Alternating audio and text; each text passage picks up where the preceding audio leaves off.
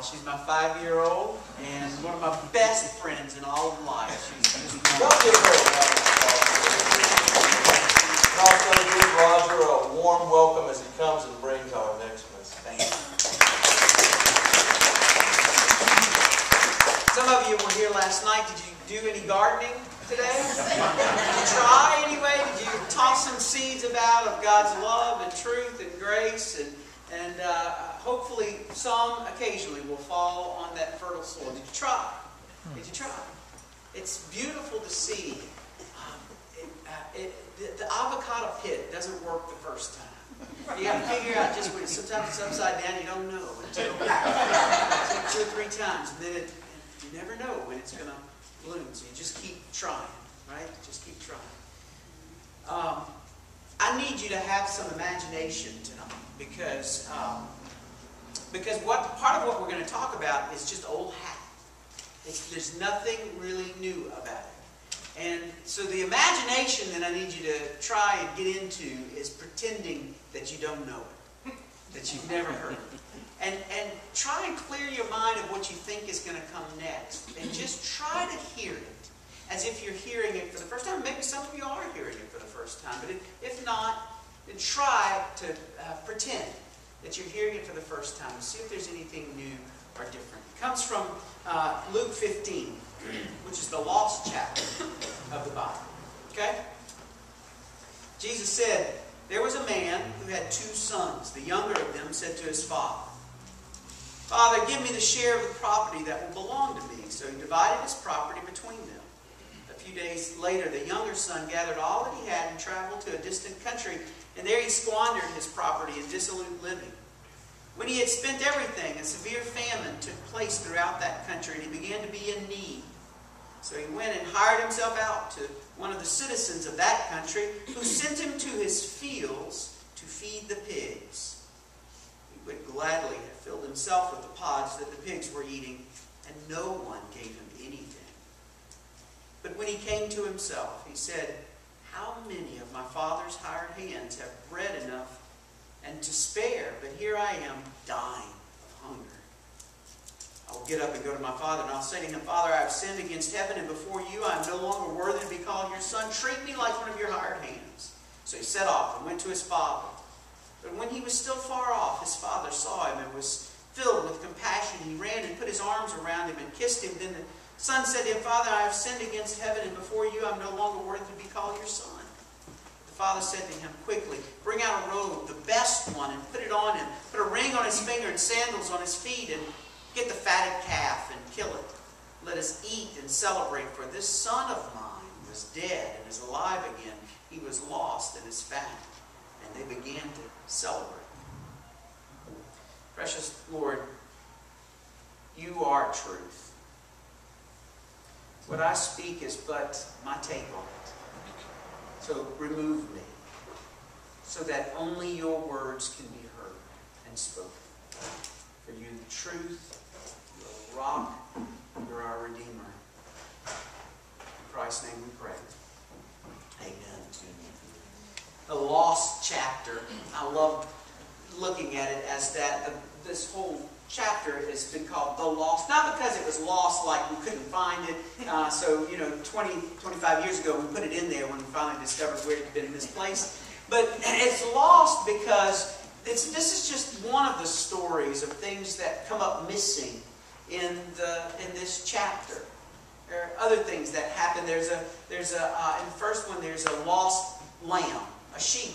There are 100 of them, but one of them comes up lost, and the shepherd goes to find him.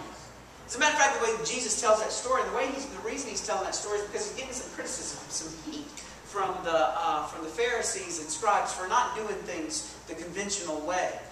And this is what he says: who of you, if you had 100 sheep and one of them came up missing, wouldn't leave the 99 in the wilderness to go and find that one that was lost? Or, he said, what woman who has 10 precious coins, when one of them comes up missing, wouldn't spend all night long sweeping the house and moving the furniture to find that one precious coin? Who of you wouldn't, when finding those, upon finding those, wouldn't throw a party to celebrate that that which has been lost has now been found? And that's how he asks, that's how he frames those two parables. It's questions. Who wouldn't do that? And the scribes and the Pharisees and some religious people of our day probably would say, not me. I wouldn't do it like that. You crazy? I still have 99 to take care of. I mean, I hope he makes his way back. Bless his little heart. He was a good little sheep. But, you know, I've got big responsibilities here. I can't be worried about that one which was lost. Of course, that's how the scribes and the Pharisees and you and I might even answer that question. And that silly woman who spends all night long looking for one, she has 9 left. And when she finds that one, do you know what she does? She spends it on a party. She calls her neighbors over, and surely she must have to buy, well, not ham, but, you know, turkey and olive loaf and whatever else she had to have for the party. There goes that precious coin that she spent all night long looking for. And a great party is thrown. The scribes and the Pharisees go, silly little people. Silly little stories, how so inefficient they must be. Shepherd. And then he tells a story that if you had never had sheep or a precious coin before, you might be able to relate to. 2 sons, 2 daughters, 2 children. The younger of which, and if there are any babies in the family out here, I'm with you. Man, we do this kind of thing. Jesus was onto something when he chose the younger of these to do this, because we're kind of impulsive like this. It's all about me and it's all about now. For not maybe all of us, but many of us, you know, we were raised that way. You weren't a baby, so you wouldn't know this. You were raised to resent the baby, who always had it his way, right when he wanted it. You know, Hank, by the time they had us, the babies, they were tired.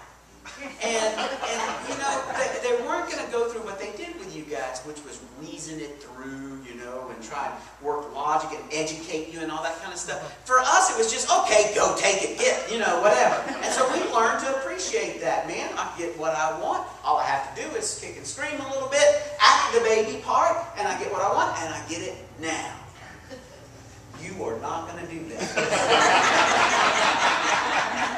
Don't get any thoughts in your head. I'm on to you. That's what he does. The younger son comes and he says, you know, I want what I want, and I want it now. The vernacular of that day, the process of that, culture of that time, it was just like him saying to his dad, not just, I want what I'm going to have whenever you die. It's as if he's saying to me, you are dead. And I'll take my inheritance now because you are no longer a reality in my life. And it goes off. Did you hear anything new in that story? Did you try to erase it from your mind and hear it for the first time? Were there any new twists or turns to the story? Did you heard it tonight? Anything different? That's remarkable because not long ago, I mean, listen, I paid $40,000 for a seminary education to know everything that's in this book. And not long ago, I was having, you know, Tim Newstifter, a minister friend of mine, I was having a breakfast with him because I called him up and I said, Tim, I just need somebody to talk to. I have a 16-year-old daughter from a previous marriage. When her mother and I divorced, she was 2 years old. And her mother moved to Minnesota. And after 5 years of fighting it out in court, the judge finally said, primary custody to the mom. She lives in Minnesota. Which meant that I get to see my daughter in the summer times and alternating holidays. Now, for a long, long time, that worked even well for us. I mean, it wasn't what I wanted, wasn't what she wanted. And there were certainly great limitations to it. But we'd have hours of phone calls where we'd make up role-play characters with each other. It was boring and dull for me, and yet we'd do it anyway. And when we had time together, though, in the summer times and those alternating holidays, it was like we would pick up right where we left off. Maybe when she was 6 and 7 and 8 and 9 years old, those were just magical times. Like she never wanted to leave me. We were connected. No judge or geography could separate our connection. It was special and wonderful and beautiful, and maybe even all the more so because of the great distance between us. We had that strong, powerful, magical, beautiful connection, and then she became a teenager. What happens to them at that point? It's tragic, really. She's not into drugs. As a matter of fact, she's very active in her church. She sings beautifully. She's into theater and performing, and she plays the flute and the piano. She makes almost straight A's. I mean, rarely does she make anything less than an A. She's very serious about her work and her values. I don't have a lot to complain about, do I? Proud Papa, I am. I can't take much credit for it because of my limited contact with her, but proud I still am of her. But lately, she's not been wanting to spend quite so much time with Dad. And she's been a little less than excited about coming to Louisiana those summers. She's been whittling those things down. You know, I've got a mission trip that I need to go on before Dad, and I know you being a preacher, I know you understand the need to do mission trips, she said. Well, and the choir from church, and then there's band camp, and it seems like our time is getting shorter and shorter until recently it wasn't any of those good, noble things. It was Ben who took my place. Again, a nice little fella. I wish he wasn't so that I could say something bad about him.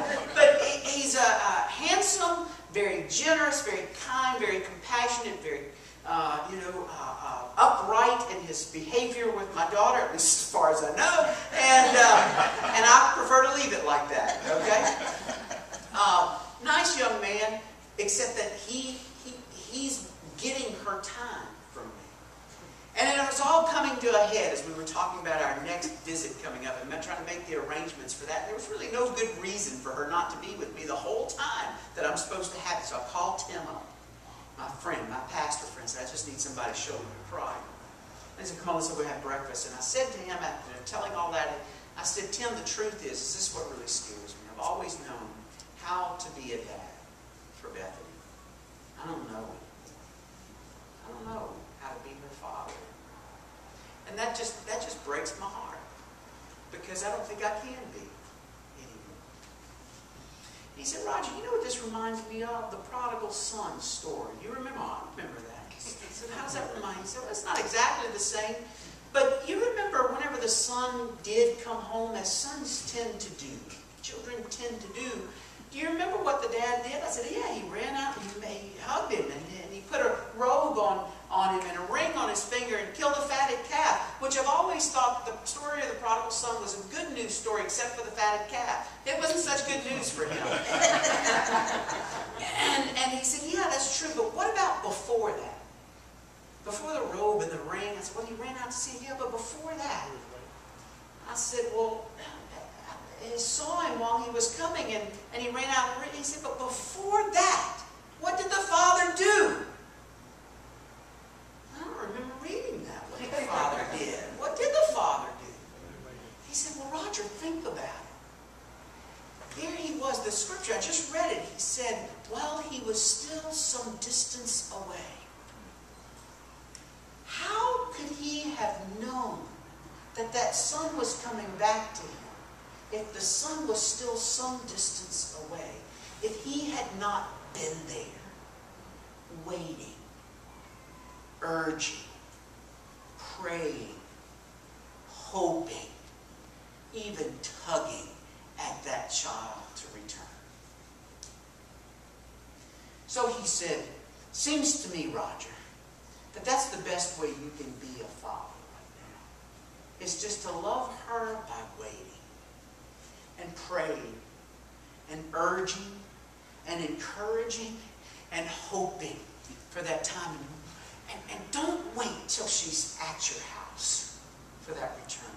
Go out and meet her as soon as you can and throw your arms around that child.